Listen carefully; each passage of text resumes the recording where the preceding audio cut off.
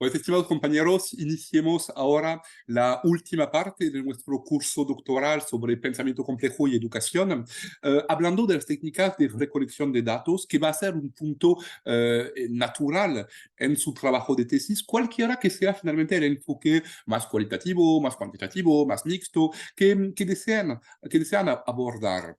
Eh, y nos vamos a enfocar en los elementos, en los criterios de representatividad, tanto en la construcción de un grupo de estudio, como en las inferencias que podemos realizar a partir de su observación. Los análisis, los estudios cualitativos como cuantitativos en ciencias humanas y sociales suponen que la información procesada tenga algo de estandarización. Es normal. Es decir, una codificación, una transcripción de acuerdo con criterios comunes a todos los individuos. Y con esa condición se justifica el uso de herramientas. Realizar así una encuesta por cuestionario es una forma de obtener datos estandarizados, pero obviamente no es la única. El cuestionario es sin duda una de las herramientas más utilizadas para desarrollar datos en ciencias humanas y sociales. Y su presentación nos permite hoy subrayar un aspecto fundamental en el enfoque cuantitativo, o sea, el uso de indicadores e índices de preguntas para operacionalizar nociones abstractas. Y de ahí se derivan bibliografía que me permito recomendarles. De ahí se derivan naturalmente los objetivos de esta clase. O sea, ser capaces de construir un cuestionario adaptado a las especificidades de su objeto de investigación, ser capaz de redactar las preguntas incluso para una entrevista o un cuestionario más colectivo y ordenarlas de una forma que no influya en las respuestas, ser capaz también de construir una muestra pertinente, estableciendo criterios de validez, de representatividad, y veremos que esto no impacta tanto, no viene tan impactado por el número, el tamaño del grupo, lo cual viene borrando nuevamente una distinción clásica que tenemos entre estudio con una población grande, pues estudio cuantitativo, estudio con una población chiquita, estudio cualitativo. Y todo eso lo tendremos entonces que procesar siempre dentro de este cruce de preocupaciones que ya habíamos visto y que incluye valores, pero también la búsqueda tanto de exhaustividad como de significatividad, balzacismo, stendhalismo, en el estudio de la realidad. Y entonces nos invita a preguntarnos cómo conceptualizar y evidenciar con indicadores pertinentes, pues cosas que por definición no vienen matemáticamente expresadas porque son humanas y sociales. ¿Cómo vamos a medir la noción de eficiencia educativa o el impacto de una reforma? Perdón. De tal forma que el cuestionario permite recopilar datos empíricos que por sus propias condiciones de recopilación ya vienen codificados. Esto es realmente el objetivo de la estandarización de las preguntas y los métodos de respuesta. Sin embargo, es posible utilizar datos a priori no estandarizados. Es un procesamiento a posteriori de la estandarización mediante una codificación que hace posible el análisis cuantitativo de la información empírica, no importa de dónde provenga y bajo qué formato se presenta a nosotros. Y esta situación es relativamente frecuente. No debe pasarse por alto. Los materiales que pueden ser objeto de un análisis cuantitativo también pueden ser analizados de forma cualitativa. Por ejemplo, es posible codificar de forma estandarizada y luego analizar textos, cartas, comportamientos, fuentes de medios, entrevistas, etc. Podemos dedicar un tiempo, pero un tiempito, a la cuestión de dónde viene esta preocupación. Me permitiera avanzar muy rápido porque tenemos mucho que ver y les invito a consultar el texto de la clase en esta parte.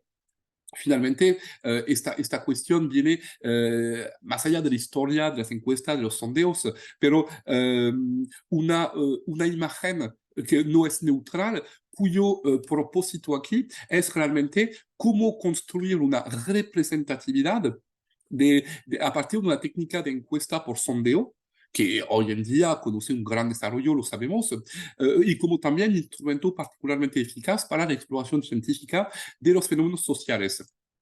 Un poquito de vocabulario es necesario, pero rápidamente. Todas las situaciones que interesan al investigador, eso representa nuestra población. Así lo podemos mencionar en el trabajo de tesis. Y las situaciones en las que realmente trabajamos serán nuestra muestra, que a menudo es un pequeño subconjunto de la población global. Y finalmente, cada una de las situaciones estudiadas, según una terminología heredada de las ciencias estadísticas, es un, pues, individuo. Este término de individuo tiene un significado en la sociología, el software del análisis estadístico que va más allá del significado habitual. Un individuo no es necesariamente una persona, un hombre, una mujer, es la unidad estadística básica sobre la cual se relaciona la encuesta y el análisis sociológico. De tal forma que trabajamos con individuos y si el investigador estudia pues, las prácticas culturales de los mexicanos, pues sus individuos serán individuos en el sentido habitual, es decir, personas mexicanos en este caso. Pero si trabaja en el uso electrodoméstico, sus individuos serán hogares. Si trabaja en el papel de la política municipal, su individuo será un municipio. De tal forma que si el desarrollo de esta técnica fue particularmente espectacular, lo que nos interesa no es tanto regresar en el origen de una ciencia nacida en el siglo XIX acerca de la vida política, lo que se llamaban votos de paja, straw votes, votos ficticios, con la ayuda de la gente pasando en la calle para tratar de anticipar los resultados de una elección. La fuerza de este tipo de técnicas vino de grandes sorpresas históricas que consultarán en el contenido del texto de la clase. Con grandes cambios en las opiniones, de tal forma que sorpresas generaron una ganancia en legitimidad apoyada por esta cuantofrenia, es decir, legitimidad implícita vinculada por los elementos cifrados. De tal forma que después, con la Segunda Guerra Mundial, que aceleró notablemente pues, esta expansión de las técnicas de estudio, nosotros hoy en día nos damos cuenta de que un nivel de error sigue existiendo en toda encuesta. Este relativo fracaso nos impide pensar que es una técnica pues perfecta e incluso si las predicciones a lo largo de las décadas ganaron en precisión, pues hoy en día hay, incluso si hoy en día hay organizaciones de votos en la mayoría de los países desarrollados, finalmente, el propósito de esta encuesta por muestreos sigue siendo bastante simple. El propósito de esta técnica es descubrir en un todo mientras se conoce solo una parte. El todo constituye el universo, la población madre y el conjunto de personas con las cuales trabajamos son nuestros individuos. Este universo, esta población, viene determinada por el objeto mismo de la investigación. Y ahí entramos en las grandes fases, el muestreo, la construcción del cuestionario, la recopilación de las respuestas. Y eso es importante sugerir que incluso si viene con un giro bastante cuantitativo en su formulación, en los términos que estamos usando, eso atraviesa finalmente la cuestión misma de las técnicas de investigación. Finalmente, cada investigador tiene dos estrategias para realizar un estudio. Puede realizar una gran encuesta exhaustiva o simplemente examinar piezas, subconjuntos, fracciones llamadas muestras de una población, lo cual encontramos tanto en la lógica del sondeo como de la entrevista.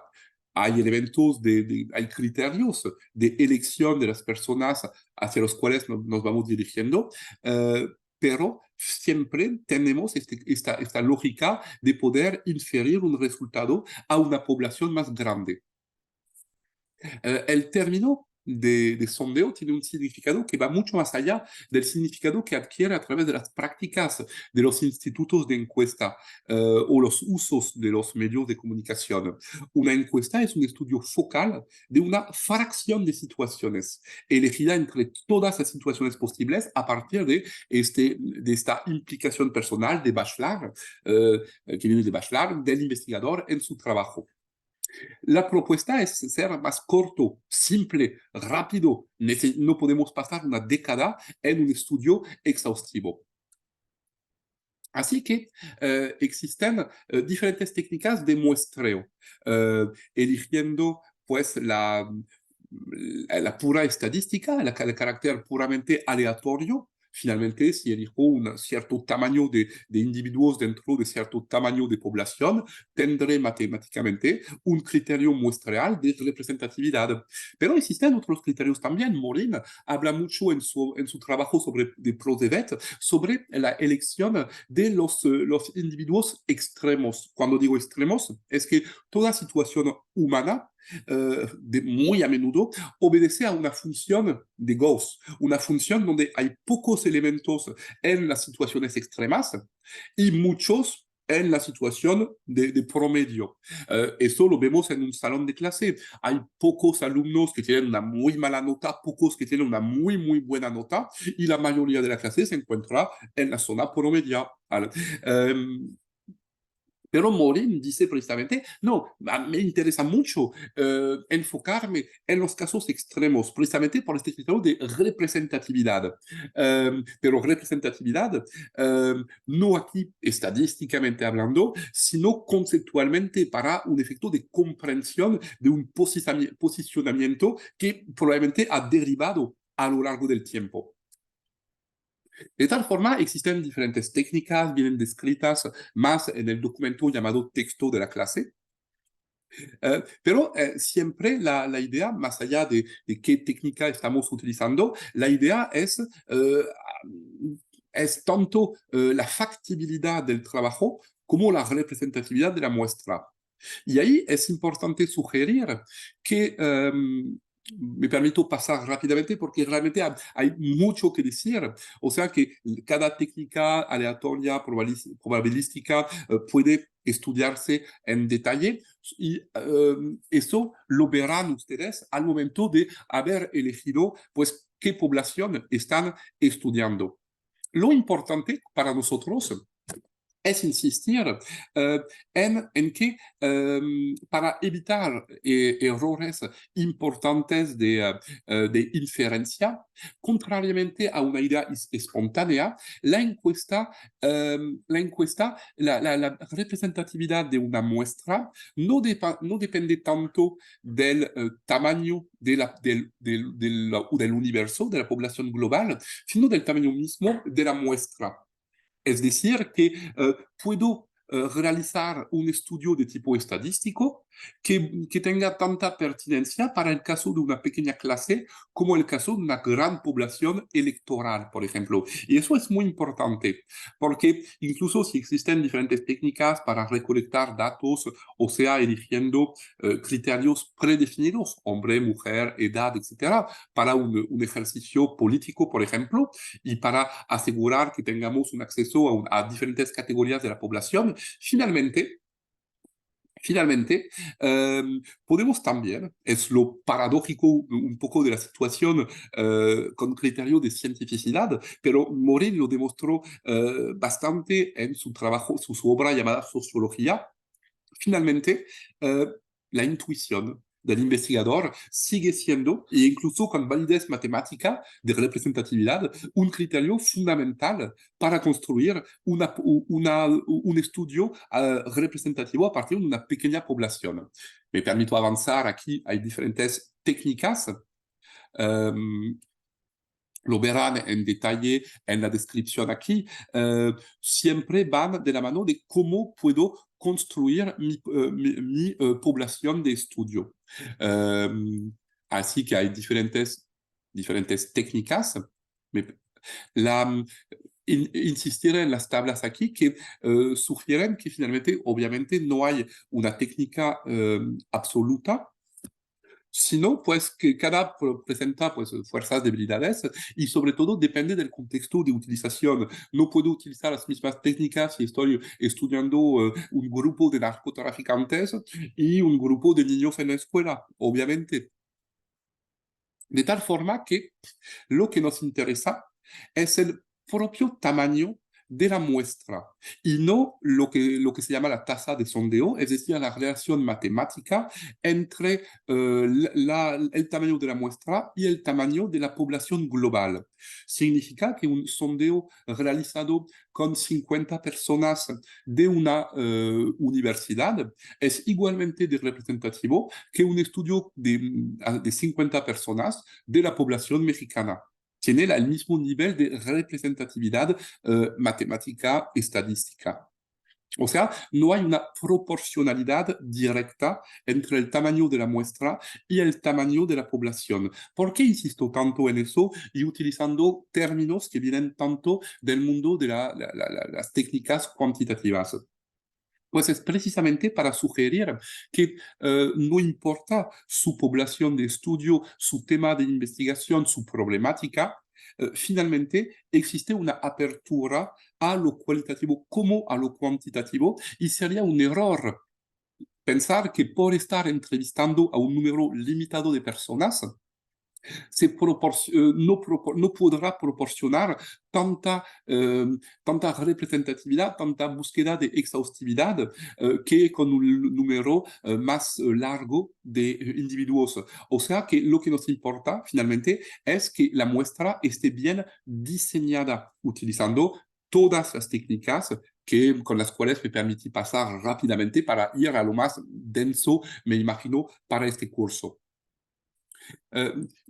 De tal forma que para nosotros, finalmente, el margen de error, vemos, no evoluciona de forma proporcional con el tamaño de la muestra.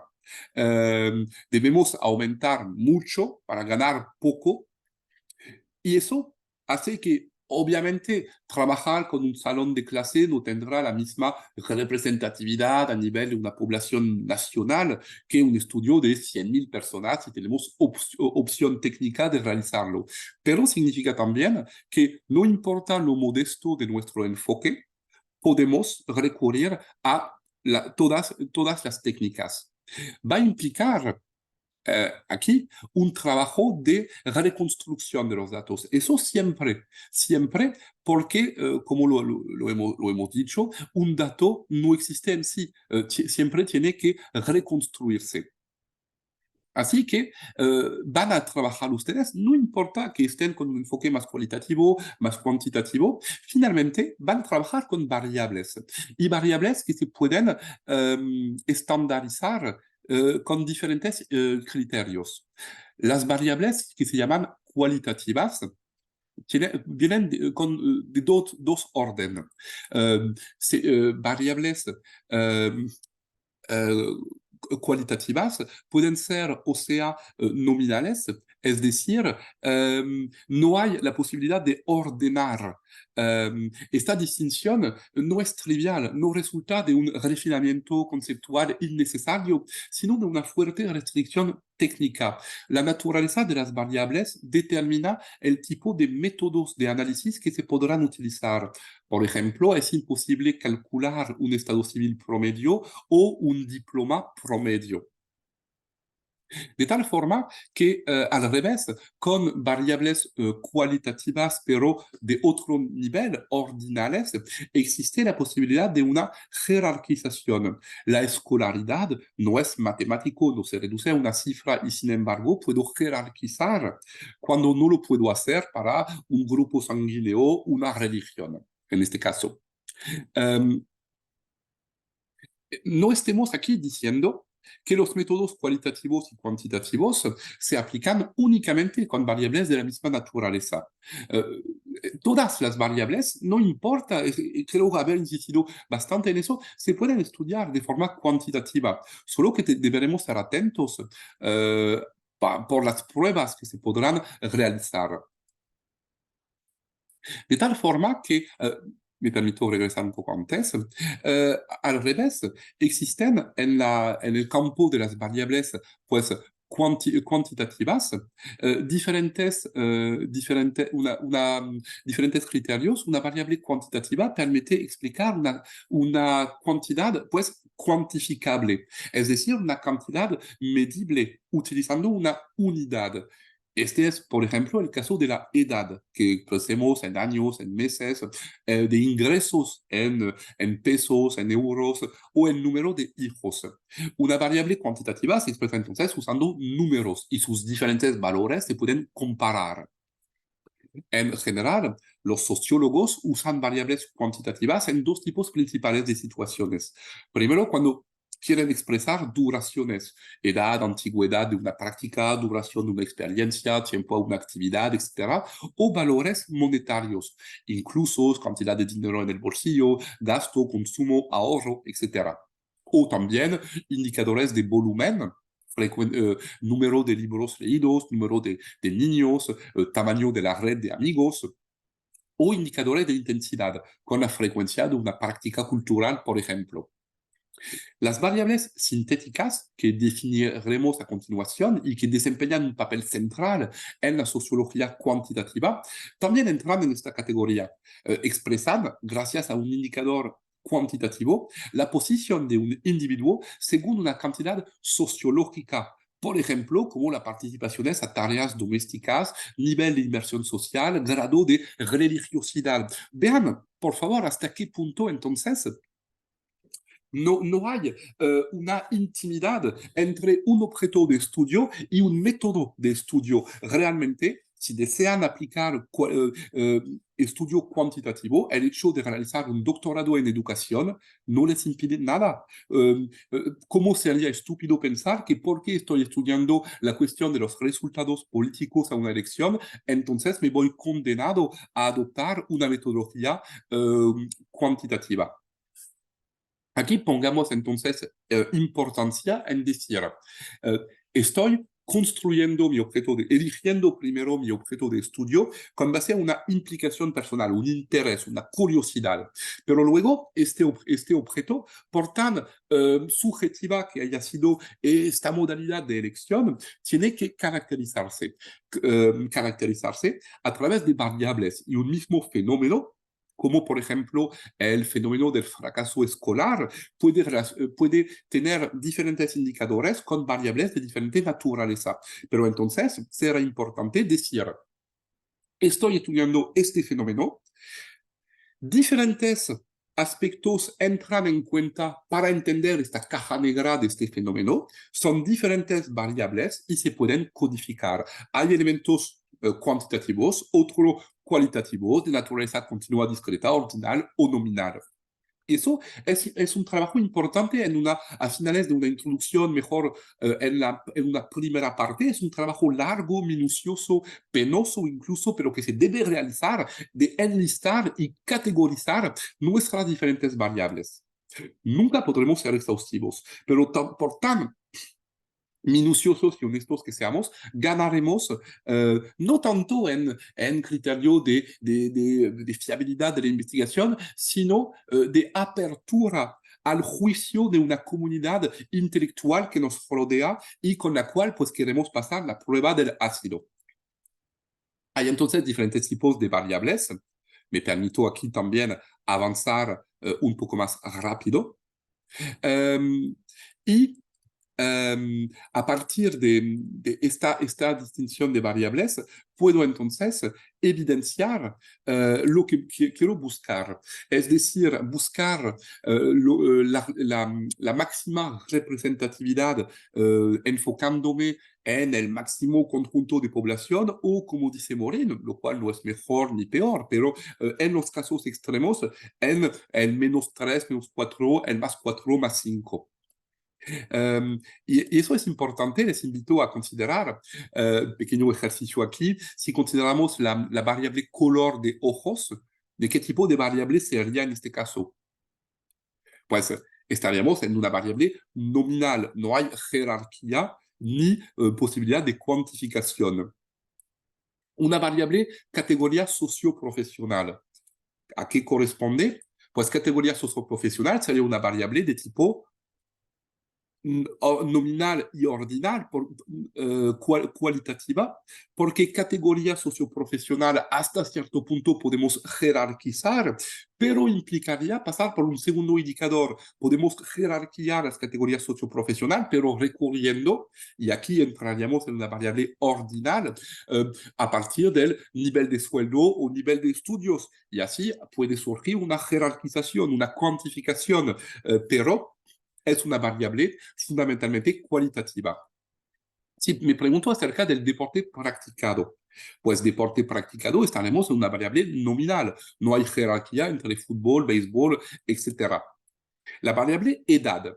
Edad, al revés, estaremos en una variable cuantitativa, pero cuantitativa depende si será discreta o continua, si formalizamos la pregunta de manera abierta. ¿Qué edad tiene? Tengo 41. O si, ¿qué edad tiene? Entre 0 y 5, 5 y 10, 10 y 15, etcétera, etcétera. Aquí entonces será discreta en lugar de ser continua. Igual si pregunto acerca del año de nacimiento, en su opinión, pues no será una variable nominal, tampoco ordinal, porque año de nacimiento es matemáticamente algo cuantificable. Será discreta porque no ponemos, rangos en la evaluación. Creo que me equivoqué en el caso anterior, perdón. Si me pregunto acerca de la distancia entre el lugar de trabajo y de residencia, aquí esta distancia se expresará de manera cuantitativa y será entonces continua porque será 10, 15 kilómetros, 20 kilómetros, 25 kilómetros, lo que sea. Si al revés le pregunto acerca del marca del auto, pues aquí no se va a responder de manera cuantitativa y tampoco de una manera que se pueda jerarquizar. A lo mejor recurriendo igual aquí a otro criterio como el precio, pero fundamentalmente es una variable nominal. Al revés, la variable sueldo, pues será cuantitativa, pues porque se expresa matemáticamente hablando, y será cuantitativa discreta, porque si digo discreta, si digo cuál es su sueldo, pues gano tantos pesos, continúa si pongo entre tanto y tanto, entre tanto y tanto, tanto así. Si yo pregunto con una escala, ¿está usted de acuerdo? Un poco, no, un poco, bastante, mucho, será una variable cualitativa, pero cualitativa que se pueda jerarquizar. Puedo incluso cuantificar eso poniendo un punto a no, 2 puntos un poco, 3 puntos mucho. Puedo siempre cuantificar una variable cualitativa. Y aquí vengo a un punto esencial.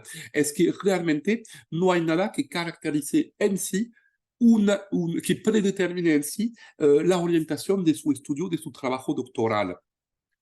Mes de nacimiento lo vamos a codificar de 1 a 12, de tal forma que será una variable discreta, porque sí, hay una jerarquización matemática natural que el mes de diciembre viene después del mes de mayo.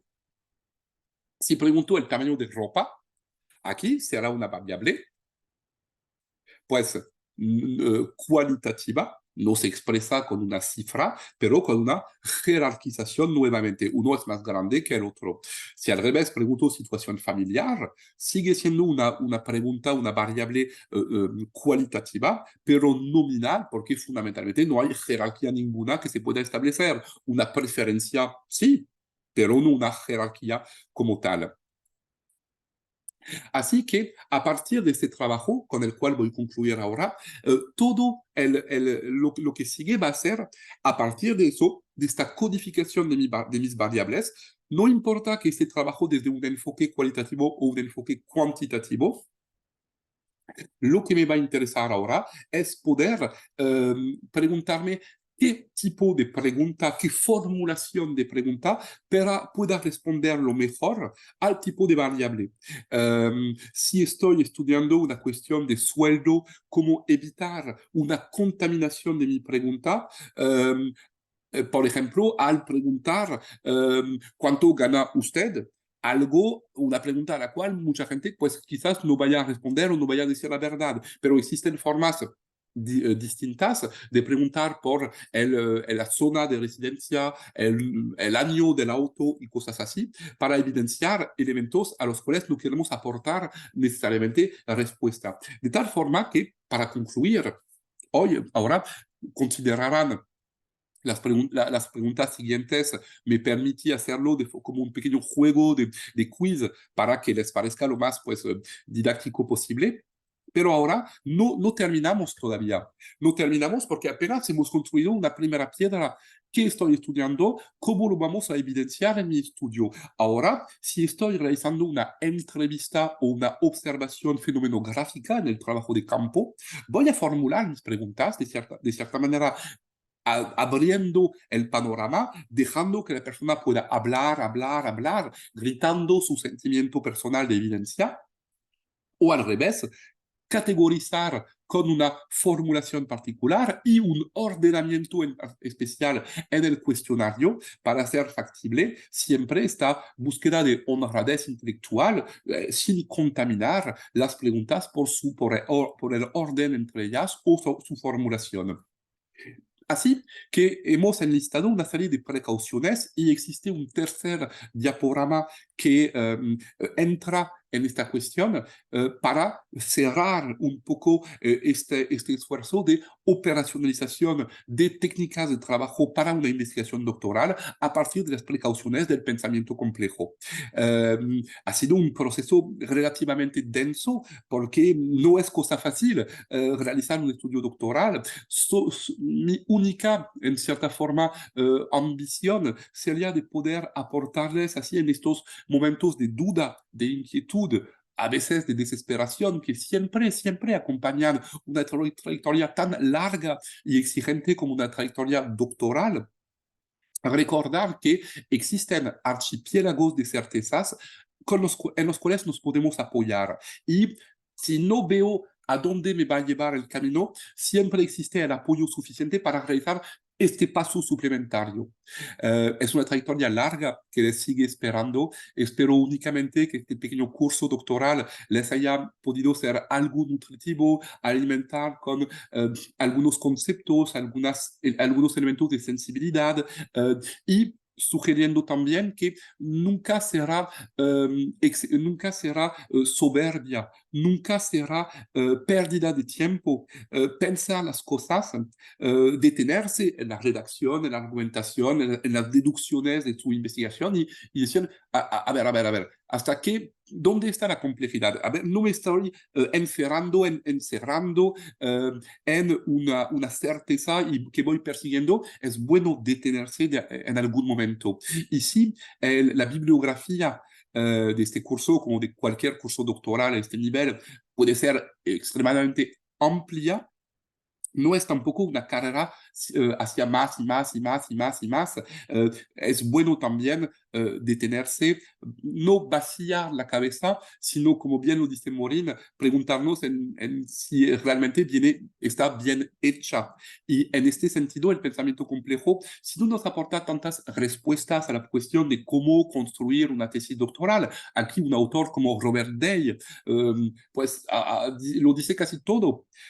Pero el pensamiento complejo es como una guía de pensar inteligente, de aprender a detenerse, lo repito, y plantearse preguntas reflexivas para autocuestionar lo que estamos haciendo y precisamente al mismo tiempo reorientar cuando es necesario, pero sobre todo reorientarnos cuando tendemos a desesperarnos por la amplitud del trabajo que realizar. Así que siempre contarán con apoyo, con